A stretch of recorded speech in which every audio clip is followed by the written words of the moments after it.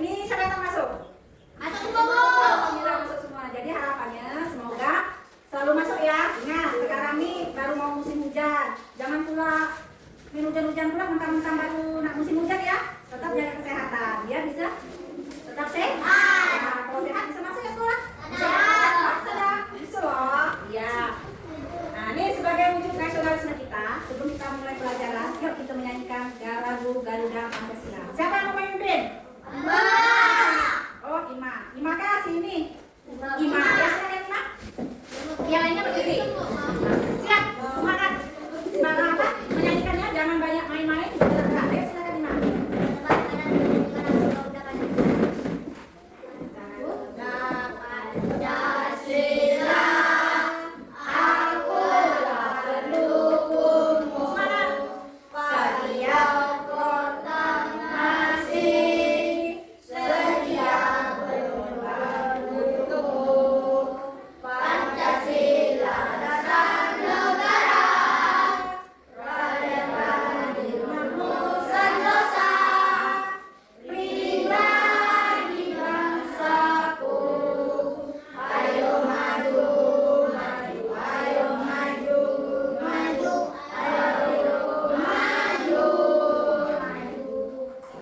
Terima kasih, Ima.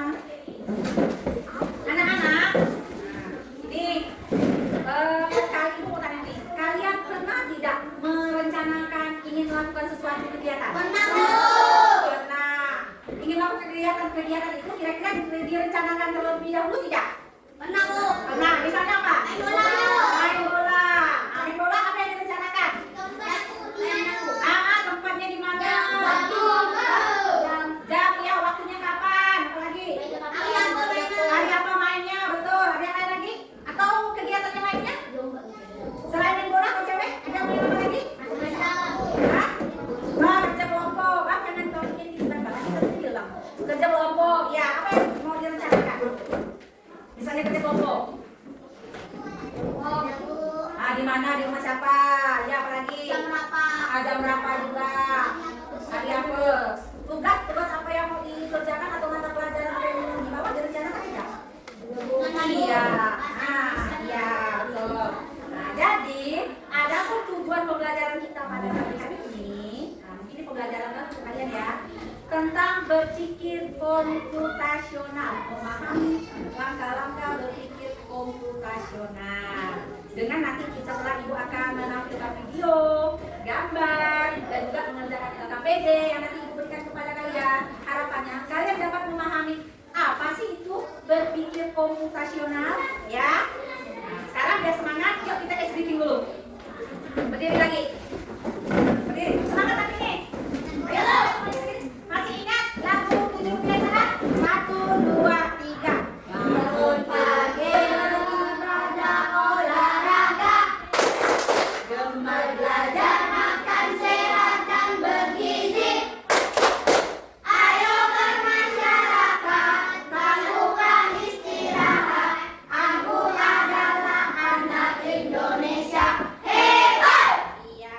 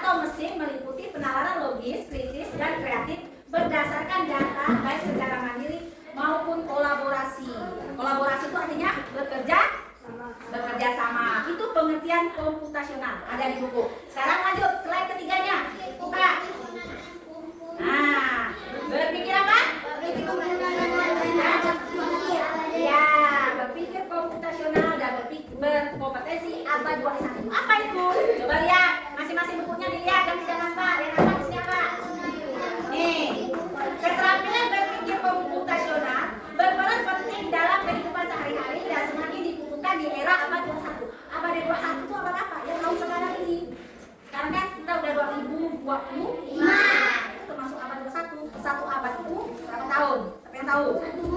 Satu abad berapa tahun? Oh, 2.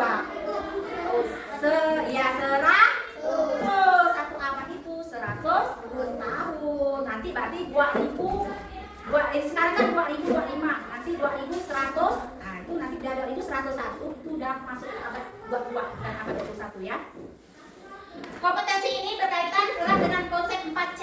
Nah, 4C kita tuh harus diminta berpikir hots. Ada 4C yang termuat di dalamnya, yaitu critical thinking atau berpikir kritis. Berpikir kritis tuh kayaknya gini, ketika kita dikasihkan satu masalah, cepat angkat, misalnya gini, tiba-tiba hari mendung. Lalu kita mau pikir apa lah kalau hari mendung, misalnya mau jalan? Angkat baju, kalau mau jalan, bawa payung, kritis, cepat.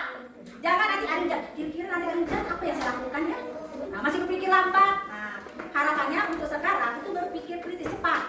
Tadi kalau hujan, mau berjalan, yang tadi katanya angkat jemuran, terus bawa payung, ya. Kemudian kreatif. Nah, kita kreatif. Misalnya, ini contoh nih kreatif nih. Ini apa nih? Bunga. Lucu. Artinya dengan apa? Bunga. Ini salah satu kreatif. Kita juga dituntut menjadi anak yang kreatif juga. Nah, terus communication, komunikasi. Komunikasi itu artinya berbicara. Ya, berbicara. Kita harus dapat berbicara. Berbicara di sini maksudnya apa? Kita dapat menyampaikan pendapat kita. Jika ditanya, kita siap untuk menjawab, dapat mengkomunikasikan. Bisa juga kalau misal membaca termasuk komunikasi tidak? Iya, termasuk membaca itu komunikasi. Membacakan misalnya kita dikasih soal, kita bacakan hasilnya, didengar kawan-kawan. Itu juga merupakan salah satu berkomunikasi. Dan collaboration, kolaborasi artinya bekerja sama. Bekerja sama tidak? Nah, misalnya kerja sama dalam apa? Dalam mengerjakan soal, berarti kerja kelompok. Ya, lanjut slide berikutnya. Nah, orientasinya mengacu pada apa? Nah, lihat pemecahan masalah secara sistematis, tetapi juga mempertimbangkan aspek kritis seperti etika, dampak sosial, dan keberlanjutan solusi yang dihasilkan. Itu berdasarkan Kemendikbudristek 2024 pada halaman 235. Lanjut slide berikutnya. Buka lagi, yang udah punya fotokopian dibuka. Nah, nih, prinsip, ingat prinsip berpikir komputasional itu ada 4. Pertama apa? Coba lihat, pertama apa? Iya, dekomposisi atau pemecahan masalah. Apa? Dekomposisi atau pemecahan masalah. Ibu catat di papan tulis ya. 1. Dekomposisi. Ini tidak bisa dihapuskan.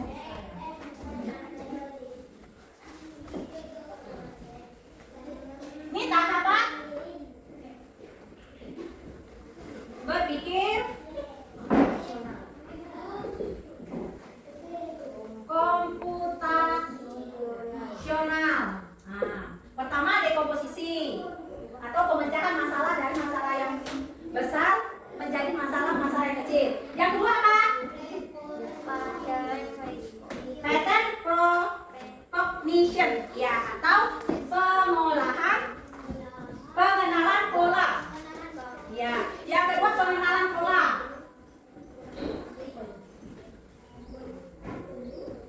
Yang ketiga, iya, atraksi. Yang keempat, algoritma. Yang keempat adalah algoritma. Nih, apa tahap-tahapannya? Nah, buka slide berikutnya. Dekomposisi itu artinya memecahkan masalah. Buka slide berikutnya. Memecahkan masalah menjadi apa, Bang? Menjadi masalah yang kecil-kecil. Contoh, misalnya ibu kasih masalah mencuci sepatu. Nah, mencuci sepatu, pernah tidak mencuci sepatu? Pernah. Kira-kira tujuannya itu adalah siswa dapat memecahkan masalah, menemukan bagian-bagian kecil dari masalah besar agar mudah diselesaikan. Pertama, kalau mau mencuci sepatu, apa sih yang kita lakukan? Nah, apa pertama? Langsung sikat kah? Kasih sabun kah? Kasih air dulu kah? Nah, boleh. Tapi yang pertama, ambil sepatunya kan? Dia siapkan sabun tadi ya. Siapkan air, apa lagi? Sikat, apa lagi? Sepatunya harus ada.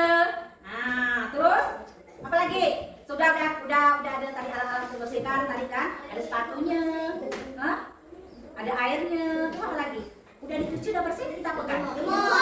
Dijemur. Berarti poin-poin itu merupakan masalah-masalah kecil dari masalah besar mencuci sepatu. Nah, itu namanya dekomposisi, memecahkan. Masalah besarnya kan mencuci sepatu. Bagian-bagian kecilnya apa? Oh, tadi siapkan sikat, siapkan sabun, tadi katanya ya. Apa lagi? Siapkan air. Terus ada sepatu. Kalau ada sepatu apa yang mau kita cuci? Ya kan? Berikut itu namanya langkah-langkah itu namanya dekomposisi ya anak-anak. Nah, berikutnya pengolahan pola. Nah, ini pengolahan pola itu apa? Pengolahan pola itu berarti mengidentifikasi kesamaan atau pola dalam berbagai permasalahan untuk menemukan solusi yang dapat diterapkan kembali, atau dengan kata lain adalah menemukan pola yang biasa digunakan. Contoh, tadi mencuci sepatu, apa polanya? Sepatu yang kotor biasanya memiliki noda di mana biasanya? Di bawahnya, di mana di atasnya, di tepinya. Iya. Misalnya ada 5 sepatu. Kalau kotor biasanya sepatu tuh kotor sama tidak kotornya? Tidak. Sama. Nah, misalnya ada kalian punya 3 sepatu lah. Ini kotor, ini kotor, ini kotor. Yang sepatu pertama kotornya di mana misalnya? Di tapaknya. Ya, kalian sering pakai. Sepatu kedua kemungkinan ada tidak kotor di tapaknya juga? Hah? Pasti ada, dia perlu sedikit, ada tepinya juga, ya kan? Nah, itu namanya pengulangan pola, ya, pengulangan pola. Sepatu berbahan kain, sepatu berbahan kain itu biasanya direndam dulu kan, baru disikat. Kalau sepatu kulit perlu direndam tidak? Tidak. Jadi kalian ingat, ketika mencuci sepatu berbahan kain, otomatis direndam dulu. Kalau kulit tidak perlu, hanya dilap-lap saja. Harus diingat terus. Tidak mungkin nanti suatu saatnya kita ingat sepatu kulit direndam, sepatu kain dilap. Betul tidak? Tidak. Jadi ingat pola itu ya, itu namanya pengenalan pola, hal yang berulang-ulang dilakukan. Berikutnya, yang ketiga, atraksi. Apa itu atraksi? Lihat, yang apa? Lihat di sininya ya. Atraksi adalah menyalip informasi yang tidak relevan dan hanya mengambil bagian-bagian penting untuk menyelesaikan masalah. Dengan kata lain, hanya terfokus pada informasi penting dan menyaring detail yang tidak relevan. Masalah mencuci sepatu tadi, contohnya, kita hanya fokus pada langkah mencuci sepatu, bukan memilih sepatu. Jadi kita kan tadi masalahnya mencuci sepatu. Jadi kita fokus untuk mencuci sepatu. Kita tidak usah pikirkan sepatu warna apa ya, warna kuning ke merah ke hijau ke biru.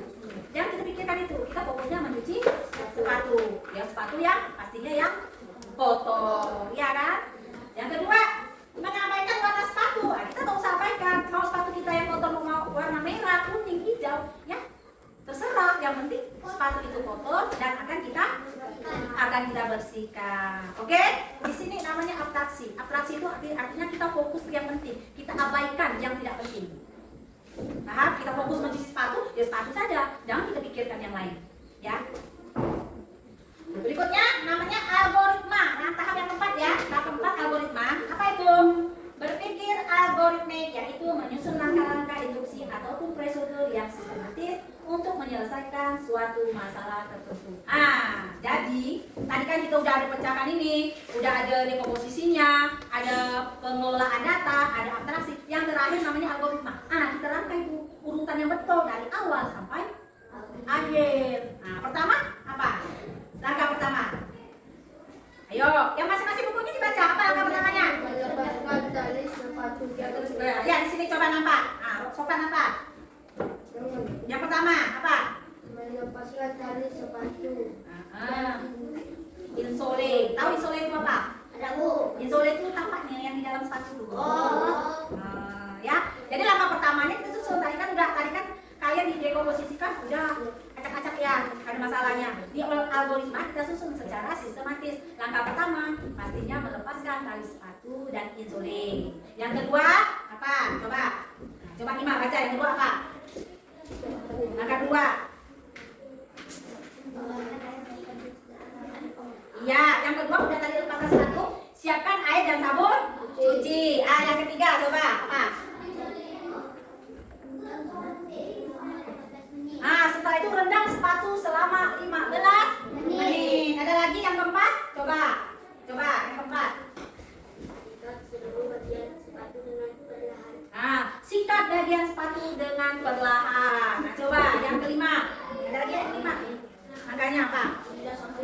Bilas sampai bersih. Ya betul. Yang keenam, coba Putri.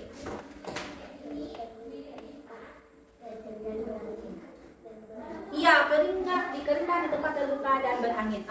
Itulah langkah-langkah mencuci sepatu. Ya.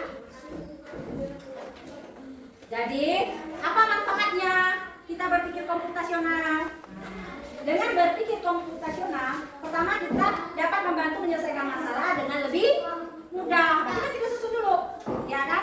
Masalahnya apa? Kemudian membantu membuat keputusan yang lebih baik, mengajarkan cara berpikir kreatif dan terstruktural, terus membantu menghemat waktu dan lebih efisien. Kelima, membantu beradaptasi dengan teknologi. Dah, terima kasih. Ya. Dah, selanjutnya. Nih, siapa ini ya? Kan Ibu ingin membagi kalian kelompok nih. Ini udah kelompok ya, pakai kelompok ini saja boleh? Boleh, Bu. Boleh. Udah, Ibu bagi kelompok. Sekarang Ibu mau dengarkan ini nih. Kenapa? Jangan main-main. Keluarkan dulu alat tulisnya. Ya.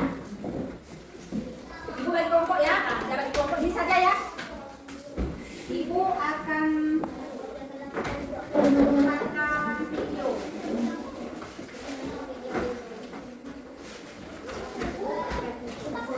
Mungkin yang tak dengar, karena ini masalah untuk di laptop Ibu ini ada masalah, jadi tidak bisa ini kan nanti Ibu pesan pakai ini ya.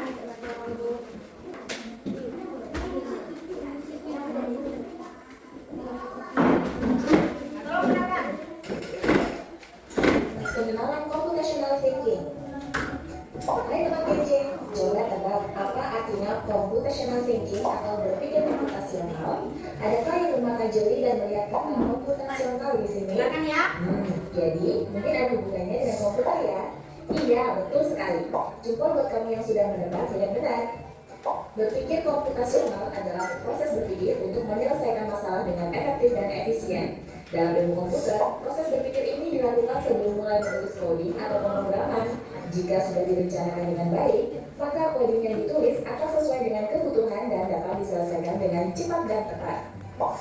Tapi ternyata berpikir komputasional juga bisa dilakukan tanpa komputer dan tanpa internet loh. Malah sebenarnya kita pun sudah menerapkannya dalam kehidupan sehari-hari, mulai dari membaca buku, mencatat tugasan pelajaran, hingga menyiapkan tas untuk sekolah besok. Wah, kalau kita sudah bisa menerapkannya setiap hari, berarti kita semua sudah mahir dong. Belum tentu. Contoh-contoh tadi kan menerapkan berpikir komputasional pada masalah yang sederhana. Masih banyak nih masalah yang lebih kompleks, seperti misalnya mengatur keuangan bulanan, apa yang harus dilakukan kalau kamu tersesat di tempat baru, hingga memilih jurusan dan karir. Lalu yang lebih penting lagi, ketika kamu dewasa nanti, kamu akan menghadapi era industri 4 dan bahkan 5. Di sini kamu perlu kecakapan untuk memanfaatkan dunia digital, mulai dari mencari dan memilah informasi yang kamu perlukan, hingga menggunakan informasi itu untuk membuat keputusan penting dalam hidupmu. Menghadapi masalah kompleks kehidupan di masa sekarang dan masa depan ini mirip seperti merencanakan coding yang sudah dibahas sebelumnya. Kuncinya adalah memahami masalah dengan tuntas dan mencari cara menyelesaikan dengan efektif dan efisien. Nah, kalau begitu, bagaimana agar kita bisa berpikir komputasional? Sekarang kita bahas ya, 5 landasan dari berpikir komputasional. Yang pertama, dekomposisi. Dekomposisi artinya membagi masalah kompleks ke bagian yang lebih kecil agar mudah diselesaikan. Misalnya, kamu ditunjuk jadi ketua panitia lomba 17-an. Maka, untuk memudahkan pelaksanaan, kamu bisa menunjuk panitia bagian acara, konstruksi, publikasi, keamanan, dan lainnya. Yang kedua, pengenalan pola. Artinya mencari kesamaan dan pola di antara bagian-bagian masalah kompleks yang sudah dipecah. Misalnya, kamu hendak melipat dan menyimpan jemuran di rumah, maka kamu perlu bisa mengenali jemuran milik ayah, ibu, kamu, adik, dan milik bersama seperti spray, handuk, dan lainnya. Ini karena jemuran-jemuran itu perlu disimpan di tempat yang berbeda. Yang ketiga, abstraksi. Artinya fokus pada informasi yang penting saja, mengabaikan detail yang tidak diperlukan. Misalnya, kamu hendak menceritakan pengalamanmu berwisata ke luar kota. Tentunya kamu mengalami banyak hal dari mulai berangkat di bus, berfoto bersama, makan di restoran, menginap di hotel, hingga perjalanan pulang. Tapi nggak mungkin kan kamu ceritakan semua kejadian dengan detail pada teman-temanmu. Pasti mereka bosan kalau kelamaan. Jadi kamu harus mencari beberapa kejadian yang menarik saja untuk diceritakan pada teman. Yang terakhir, algoritma. Artinya membuat langkah-langkah penyelesaian akan membuat aturan yang diikuti untuk penyelesaian masalah. Misalnya, kamu diberi daftar belanja di supermarket oleh ibu. Ada minyak goreng, telur, roti, sayur, dan kopi. Lalu kamu harus buru-buru karena ibu sudah mau memasak dengan minyak goreng itu. Nah, kalau seperti ini, satu cara yang efisien misalnya mulai dengan mengambil barang yang paling dekat dari pintu masuk hingga berakhir yang paling dekat dengan kasir. Nah, itu dia 4 landasan berpikir komputasional yang perlu diterapkan untuk memecahkan masalah yang kompleks. Lalu berikutnya, apakah ada cara untuk mengasah kemampuan berpikir komputasional? Tentu ada.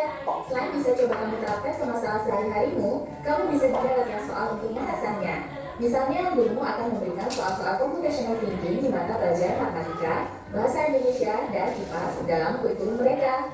Selain itu, kamu bisa ikut tantangan bebas Indonesia juga.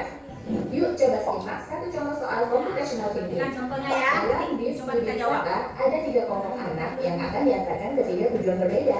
Bis berhenti pertama di restoran, lalu hotel, dan terakhir di museum. Hanya ada satu tempat penyimpanan koper di samping bis yang hanya bisa dibuka dari satu pintu. Sopir bis ingin mengatur koper-koper penumpang hingga mudah dikeluarkan. Bantu supir bis menentukan urutan memasukkan koper-koper itu ke dalam tempat penyimpanan. Pertanyaan, koper kelompok anak yang mana yang dimasukkan terakhir? A. Anak yang ingin pergi ke museum. B. Anak yang ingin pergi ke restoran. C. Anak yang ingin pergi ke hotel. Atau D. Yang mana pun boleh. Soal ini Perhatikan dulu. Nah, nih, stop dulu. Ada soal kan? Nah, berpikir komputasional. Yuk. Tadi kan ada sebuah bis. Dia ingin pertama pergi kemana? Restoran. Kedua? Hotel. Ketiga? Museum. Kira-kira koper kelompok anak yang mana yang dimasukkan terakhir? Kalau museum letakkan terakhir, kemana? Iya, rumah makan. Kenapa rumah makan dulu? Kalau misalnya pertama masukkan ke restoran, berarti dia pertama. Terus kalau misalnya kemana? Hotel, yang kedua. Misalnya hotel apa bila yang kedua. Terus yang ketiga, museum. Ah, misalnya ini museum. Kalau misalnya bis stop, pintunya ada satu kan? Dia pertama berhenti di mana? Rumah makan. Tas ini tas apa? Koper rumah makan, hotel atau museum yang ini? Ya tadi museum, betul tidak? Macam makan dia kan rumah makan kan di sini. Otomatis kalau kita meletakkan ini yang pertama, ini kedua, ini ketiga, berarti ketika sampai yang dibuka itu ini dulu diambil. Otomatis kita butuh waktu mengambilnya. Otomatis ini kan dibongkar lagi baru ngambil ini kan. Jadi langkah pertama yang ditaruh adalah yang paling jauh apa? Berarti museum pertama, kemudian hotel, ketiga rumah makan, ketika bis sampai di rumah makan buka pintu, betul tidak ini koper rumah makan? Nah, seperti itu. Kemudian kedua hotel, ketiga museum. Jadi berpikir komputasional ini di sini memudahkan kita berpikir. Nah, jadi kita berpikir yang mana sih yang duluan biar kita kerjanya tidak mubazir bahasanya ya. Misal tadi seperti yang di video kan ada bilang ibu suruh belanja. Ibu suruh belanja kan, yang belanjaan yang dekat kasir, ada yang letaknya dekat dengan kasir, ada letaknya jauh dari kasir. Yang efektif kira kita ngambil barang itu yang dekat dengan kasir atau yang jauh dari kasir dulu? Yang dekat dulu, berarti baru pergi yang jauh, nanti ibu balik lagi. Ya, yang jauh dulu, betul. Jadi kita tidak perlu repot-repot bawa kan, yang jauh dulu, baru yang dekat. Jadi kan tidak banyak kan kita bawanya? Ya betul. Itulah maksudnya berpikir komputasional. Oke, nah sekarang ibu akan membagikan KKPD. Nah, di media pembelajaran itu bahan ajarnya ada di media pembelajaran ibu fotokopikan ya. Nah itu acuan kalian menjawab pertanyaannya. Tolong bagi tolong kerjakan per kelompok nih. Ya, sama-sama kerjakannya. Nah, tulis namanya. Nah, dari mana? Buat garisnya. Nanti ada yang nulis di kertas, ya? Iya, dicoret. Nah. Sampai kemana? Pikirkan dulu. Dari mana ke mana? Bang, kenapa angkatnya itu? Hah? Meracuk. Sama-sama sini. Biar itu kami isi, Bang. Ayo. Hah? Nah, apa sih? Yuk, kerjakan dulu. Buat kata-katanya, buat juga kata-katanya. Ini mobil dari sini kan? Dari rumah mobil. Ini belok kanan. Belok kanan. Belok kanan ini. Tengok ini lurus, belok kanan, belok kanan. Belok kiri, lurus, belok kanan. Aku hijau nih dong, yang pernah Belok kiri. Belok kiri Ivan. Belok kanan.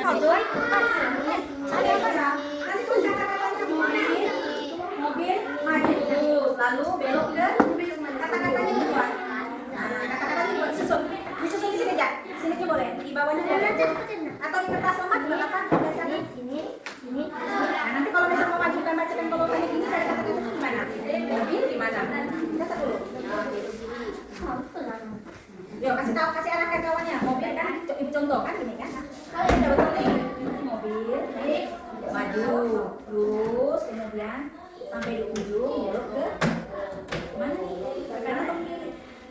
Belok ke kanan, lurus lagi. Ada perempatan, belok ke kanan lagi, terus lalu sampai pertigaan, belok ke kiri, lalu sampai pertigaan, belok ke kanan lagi, pertigaan, belok ke kiri lagi kan? Yang kemudian sampai ke ujung, belok ke mana sekarang nih? Kamu pin, kamu anak mobil ke kanan, lalu kiri lagi. Nah, gitu, buat kata-katanya. Sama-sama di satu. Siapa yang nulis, siapa yang memegang? Hah? Gimana? Sini. Kata-katanya dari sini kemana?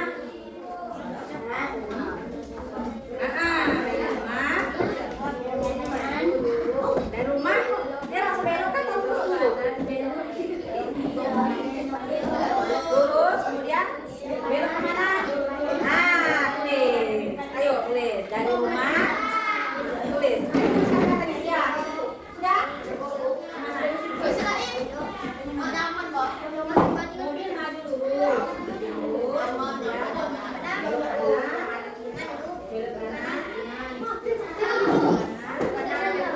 Belok kanan lagi, belok kanan, lalu belok ke kiri, belok kanan, ke kiri. Ya, ya, kanan, ya. Kalau udah selesai yang ini,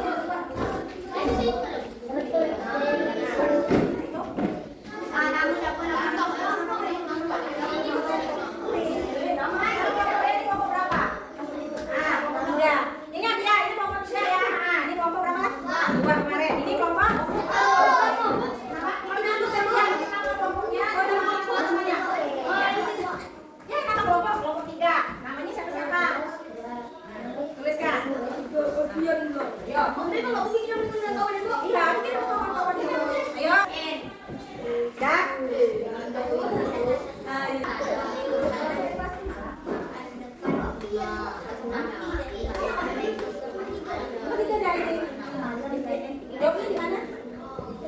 Buku mana? Oh, sudah Kak, coba ibunya dulu.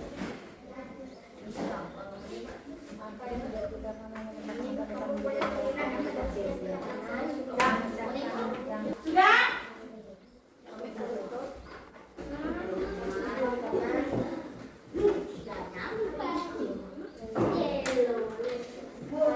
Nah, udah kelompok 3 sudah, kelompok 1? Nah, udah kelompok 1 pun sudah. Oke. Aku tangan untuk semuanya. Ya, sekarang sudah selesai. Sebagai itu coba kelompok 1 bacakan hasil dari diskusinya. Yang lainnya diam. Yang lainnya tolong dengarkan. Jangan lupa itu salah atau benar. Tolong dengarkan saja dah dulu ya. Nah, ya silakan kelompok 1 foto soalnya dah. Dari yang ini yang pertama. Nah, yang pertama dulu. Yang kita kerja yang pertama.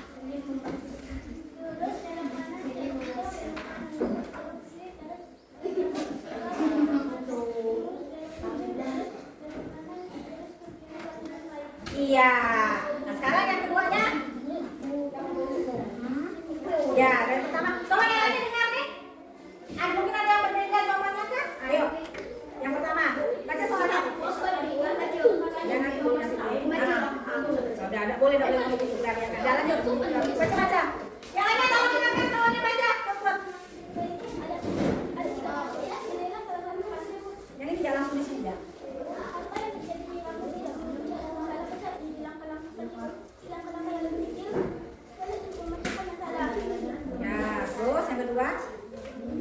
Iya. Baca soalnya. Dengar kan kawannya baca. Nah, langsung baca soalnya. Cara perhatikan. Nah. Perhatikan dengarkan kawan soalnya ya. Cara berikut dijelaskan juga dari rumah ke sekolah. Cara A, saya naik sepeda ke sekolah selama 1 menit. Cara B, saya keluar dari rumah dalam 2 menit. Cara pertama, setelah itu saya melewati jalan merah. Belum dengarkan kawannya baca. Jangan ribut. Karena dari 2 cara waktu tersebut kurang lebih menunjukkan betapa berpikir positif menjelaskan secara logis. Nah, cara mana? Iya, cara B. Lanjut nomor 3. Nah.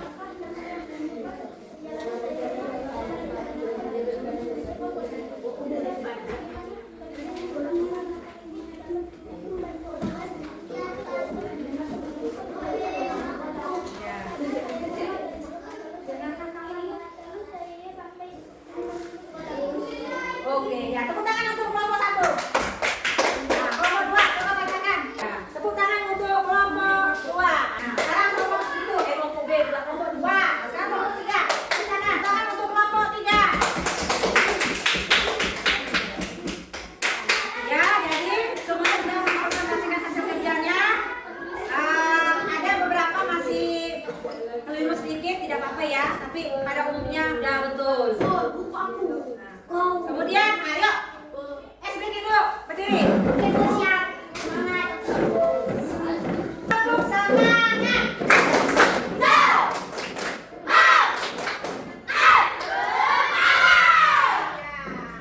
Mana?